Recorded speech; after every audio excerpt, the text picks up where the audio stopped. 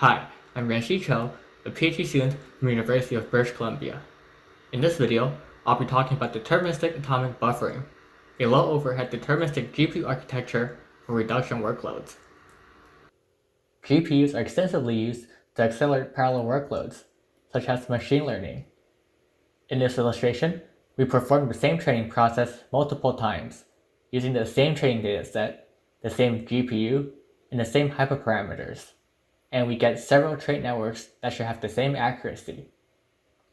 However, this is not the case, and we have observed an accuracy range up to almost 3%, and this is because GPUs are not deterministic. This makes hyperparameter tuning very difficult, since we don't know whether the accuracy change is due to the hyperparameter change or from GPU non-determinism. To understand the non-deterministic convolution algorithm, let's look at what's happening. In each batch, we convolve the input with the output gradient, and atomically add the result to the weight gradient. Atomic adds are used here because multiple batches are processed in parallel, and all of them atomically add their convolution result to the weight gradient. The way that convolution splits up the total amount of work into chunks, where each chunk calculates a partial result, and atomically adds it to memory, is how reduction workloads are structured. So how are reduction workloads non-deterministic? To demonstrate this, let's look at a simple strawman reduction example with 3 threads, each atomically adding a floating point value to global memory. Because the order of atomic operations is different, the final value stored in global memory is also different, despite them being mathematically the same, and this is due to floating point rounding. To make this program deterministic, one way is to guarantee that the order of atomic operations remains the same across executions. Our work focuses on providing deterministic execution only for GPU reduction workloads, which are commonly found in neural network convolution and graph workloads. Next, we demonstrate at a high level how we order atomics in DAB. In this example, we have 3 warps from different SMs, each executing instructions independently from each other. They each have their own PC that advances on their own. In DAB, instructions in the warp are allowed to freely advance until it hits an atomic instruction. Once all the warps are stopped at an atomic, we then let the atomics issue in a set order. In our case, warp 0 goes, then warp 1, then warp 2. After that's done, the warps are free to execute again. In this video, we introduce deterministic atomic buffering, which tackles non-determinism by composing limited buffering and smart ordering. We first describe how we limit buffer area, then we talk about ordering. We break out the discussion of ordering into 2 levels, locally within an SM and globally across SMs. Then, we present related work, results, and conclusions. Let's dive a bit deeper into how we enforce integral ordering without completely serializing all the atomics and causing a large performance hit. In DAB, atomic instructions operate on dedicated storage, called atomic buffers, instead of writing to global memory directly. This allows warps in each SM to keep executing atomic instructions freely until the buffer fills up. In this example, atomics in 3 different warps, marked by their color, are issued in an interleaved order, and all these atomics modify the same memory address. When an atomic is executed, it writes the instruction information to the warp's designated atomic buffer, marked by the same color. Atomics keep issuing until the buffers are full, and no more atomics can be issued. This is when we start buffer flushing, where atomics in the buffers are written to global memory in a deterministic predefined order. Once that's finished, we can resume issuing. When the kernel ends, any atomics that remain in the buffers are flushed deterministically to global memory as well. And this is how DAB ensures that the result is deterministic. The key idea is that buffering enables us to decouple the instruction scheduling from the ordering of reductions by using a temporary set of locations to defer the actual reduction, allowing for more freedom. Now, let's see how we should organize or allocate the atomic buffers. Here is an example SM with 8 warps. If each warp is allocated its own buffer, then we need 8 buffers in total. On real hardware, with a maximum of 64 warps per SM, that's an extra 64 buffers, which is a lot of area overhead. To save area, DAB uses a single buffer per scheduler, rather than per warp. Modern GPUs have multiple warp schedulers per SM. In this example, we have 2 schedulers per SM. Warp Scheduler 0 is responsible for scheduling warps 0 to 3, and Warp Scheduler 1 is responsible for warps 4 to 7. Going off this organization, we can just allocate a buffer per scheduler, and all the warps under the scheduler will write to the corresponding buffer. Compared to before, we have effectively reduced the area overhead by 4x. But wait, now that warps share a buffer, the buffer writes may race. So what do we do now? Here, we see the 4 warps from the same scheduler racing to write to the same atomic buffer. To solve this problem, let's back up a bit and introduce determinism-aware schedulers. When warps want to issue atomic instructions, the scheduler will stop them from issuing if it's not their turn. These schedulers have a predetermined order for the atomic instructions and will only let them issue when it's their turn. This guarantees that the order of the buffer writes are always in the same order, and therefore the final result is the same.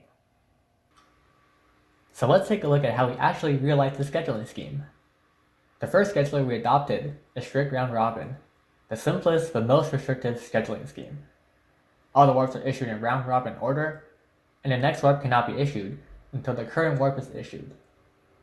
In this example, we have 2 warps to be scheduled. Initially, warps A and B take turns issuing instructions. Light blocks represent non-atomic instructions with varying latencies. Here, even though warp B's instruction has already finished, we cannot issue a new instruction since we had to wait for warp A to issue first. Next, both warps A and B want to issue an atomic. Since it's warp A's turn, it issues an atomic. Warp B can only issue its atomic when warp A finishes writing to the atomic buffer. Afterwards, the same round-robin order is continued. As you can see, there are many gaps in the scheduling timeline, and this hinders performance. So how do we optimize strict round-robin? Here are some of the insights that we take advantage of. First, the scheduling order does not matter before the atomic operations, and the same applies after the atomic. Thus, we're able to schedule with heuristic-based schedulers, such as greedy then oldest. Additionally, we found that reduction workloads are deterministic as long as the order of atomics is preserved. By eliminating these gaps, we're able to obtain a more optimized determinism-aware scheduler. After executing for a while, the atomic buffer is still up, and we need to write the buffer contents deterministically to global memory and make room for the next round of atomics. However, a major problem is that the interconnect in the GPU is not deterministic. Thus, we propose a buffer flushing mechanism that involves reordering memory packets that arrive in a non-deterministic order and then write it to memory. Please check out the paper for more details on how we order atomics within and across SMs. Combining all the determinism enforcement mechanisms introduced previously, we finally present the complete architecture of DAB. DAB enforces 2 levels of determinism at the intra-core and the intercore level. Intra-core determinism only enforces atomic ordering within a SM, and ensures that atomic instructions write to the atomic buffers in a deterministic manner, which is enabled by the determinism-aware schedulers. To enforce ordering across SMs, we also introduced intercore determinism, where buffer flushes that arrive from a non-deterministic interconnect are reordered at the memory partitions. By first ordering atomics within each core, DAB alleviates the reordering burden at the memory partitions, similar to a divide and conquer strategy. Next up is the related work that we compare quantitatively in the results. GPU-DET is the state-of-the-art deterministic GPU architecture that orders all global memory accesses. In particular, in the presence of frequent atomics, the serialization of atomics causes it to have high overheads, as we will show later in the results. Compared to DAB, even though we do not handle all types of global memory accesses, we greatly relax the restrictions on atomics and allows it to have much lower overheads on reduction workloads. We implemented DAB in GPU sim using NVIDIA's Titan V as the baseline configuration. For benchmarks, we choose ones that stress atomic arithmetic operations. Since DAB only affects atomic operations, benchmarks that don't have atomics should see no change in performance. For convolutions, we tested backwards filter convolutions using CUDNN's non-deterministic algorithm 0. And for graph algorithms, we choose between centrality and PageRank from the Pinocchio benchmark suite, which are all non-deterministic reduction workloads. Our DAB configuration uses scheduler-level buffering with 64 entries per buffer, and using our most relaxed scheduler, along with some additional optimizations detailed in the paper. For our results, we compared DAB to GPU sim without DAB as a non-deterministic baseline, and GPU det as a deterministic baseline. On the left side, we show backwards filter convolution performance on each of the 3 layers in ResNet, blocks 2 to 4. So conv21 is a convolution for ResNet block 2, layer 1. And on the right, we have graph algorithms between centrality and PageRank with different graphs. Compared to the non-deterministic baseline, DAB only incurs a 20% performance overhead while providing deterministic execution, and has a 4x speedup over GPU det. Notice that for some benchmarks, we are faster than the non-deterministic baseline. This is because DAB optimizations merge multiple atomics that modify the same address into one, which we call atomic fusion in the paper. This effectively reduces the memory traffic from atomics and obtain a speedup. Next, we evaluated DAB with different buffer sizes. In general, large buffer sizes result in better performance because it reduces the amount of stalls due to a full buffer.